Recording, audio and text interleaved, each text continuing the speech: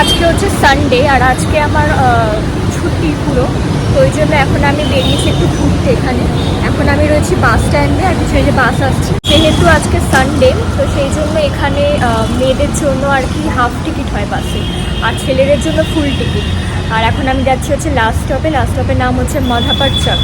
এই রাস্তা আর এই রাস্তা, এই দুটো রাস্তা দিয়ে নর্মালি শুধুমাত্র বাস বা অ্যাম্বুলেন্স বা যেগুলো এমার্জেন্সি গাড়ি হয় অ্যাম্বুলেন্স এইসব চলে, আর বাস শুধুমাত্র এই রাস্তা দিয়ে চলে।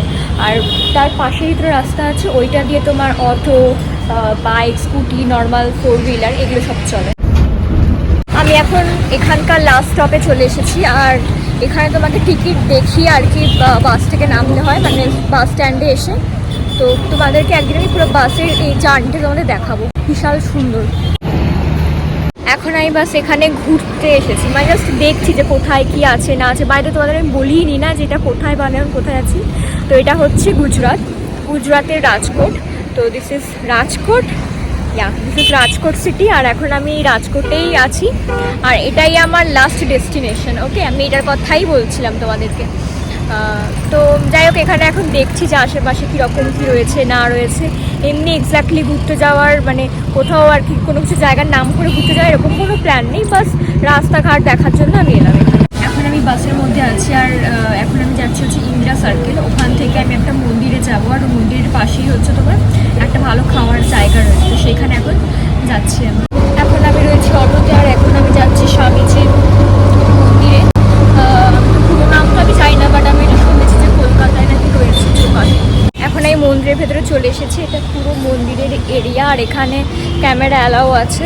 ভীষণই সুন্দর, খুবই সুন্দর মন্দিরটা, আর প্রচণ্ড মাত্রায় বড়, অনেকটা এরিয়া জুড়ে। এখন এই মন্দিরের ভেতরে ঢুকবো, তার জন্য এখানে জুতোটা আগে খুলে নিই। তো চলো উপরে ওঠা যাক। জাস্ট একবার দেখো, এখানে বেসিক্যালি রোদ ওঠেনি, ঠিক আছে, কিন্তু তাপ আছে হালকা, জন্য চোখগুলো ছোটো ছোটো হয়ে যাচ্ছে।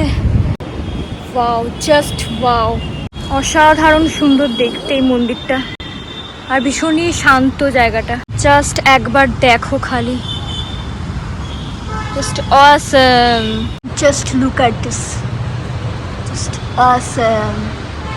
এই মন্দিরটার নাম হচ্ছে স্বামী নারায়ণ মন্দির, আর এটা তোমার কলকাতার চৌকাতেও আছে, এবং এই মন্দিরের ব্রাঞ্চ তোমার বিভিন্ন জায়গায় রয়েছে, অল ইন্ডিয়াতে বিভিন্ন জায়গায় রয়েছে, কিন্তু একটা রয়েছে সেটা হচ্ছে চৌকাতে। যারা এটা দেখোনি তারা, বা যারা রাজকোটে এসে দেখোনি তারা অবশ্যই গুজরাট বলছে, তারা অবশ্যই চৌকাতে গিয়ে একবার দেখতে পারো। মন্দিরটা খুবই সুন্দর, মানে এত সুন্দর স্ট্রাকচার, দুর্দান্ত।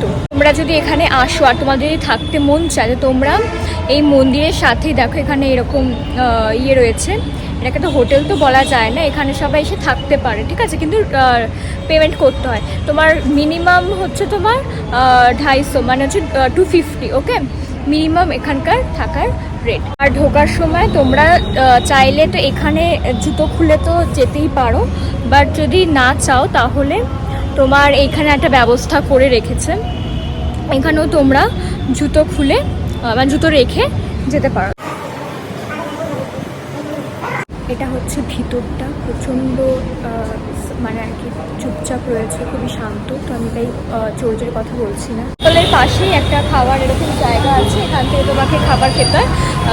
তারপরে আমি এখানে এসে খাবো, বাস 90 রুপিসে এত কিছু দিচ্ছে, ঠিক আছে। এখানে সাধারণত তুমি 90 রুপিসে গুজরাটি থালি পাবে না, তোমার এখানে ম্যাক্স টু ম্যাক্স 150 ইয়া 130, কিন্তু টেস্ট ভালো হয় না, ঠিক আছে। আর এরকমই দেয়, কিন্তু এত ভালো টেস্টে আমার মনে হয় এত সুন্দর সুন্দর দেখতে বলাও তরকারি দেয় বলে, মানে আমি খেয়েছি তো তাই বলছি।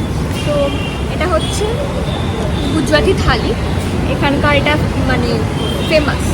আজকে আমি যেখানে খাবো সেখানেও গুজরাটি থালিই হবে। তো যাই হোক, কিন্তু দেখা যাক এটা কেমন খেতে। মাত্র 90 রুপিস তোমরা খেতে পারো, আর 25 রুপিসে তোমার এরকম ছোটো কোয়ান্টিটিতে যে বাটিগুলো পাওয়া যায় প্লাস্টিকের, ওগুলোতে খিচুড়ি দেয়। আমি তো খিচুড়ি খাবো না, কারণ আমি খিচুড়ি খাই না, তো আমি এটাই খাবো। এটা টেস্টি আছে, মানে আমি এতগুলো গুজরাটি থালি খেয়েছি এখানে এসে, কিন্তু এটা আমার এখনো অব্দি টেস্টি লাগলো। এখন আমি আছি অটোতে, আর আমি এখন যাচ্ছি ইন্দিরা সার্কেল।